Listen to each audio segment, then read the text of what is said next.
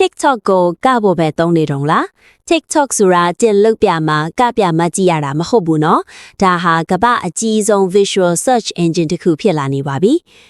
ဖုန်းတစ်လုံးနဲ့ကိုယ့်ရဲ့ skill ကိုမြင့်တင်ခြင်းလားဒါမှမဟုတ်အလုပ်ထဲမှာတကယ်အသုံးဝင်မဲ့နည်းလမ်းတွေကိုရှာချင်တာလား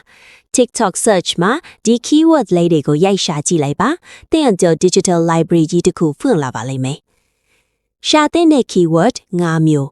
Excel tips and tricks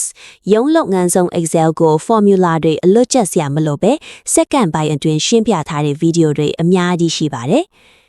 AI tools for your job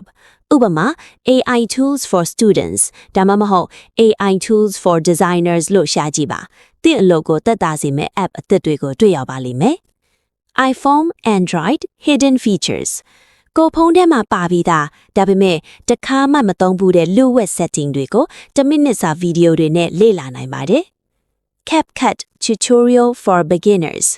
video edit တက်ချင်လားအရှိကြီးသင်ယူစရာမလိုပါဘူး TikTok ကအဆင့်အဆင့်သင်ပြပေးပါလိမ့်မယ် Passive income ideas 2026 online ကနေငွေရှာနိုင်မဲ့နည်းလမ်းအသစ်တွေကို content creator တွေကတိုးတိုးနဲ့လူရင်းရှင်းပြထားတာတွေ့ရမှာပါ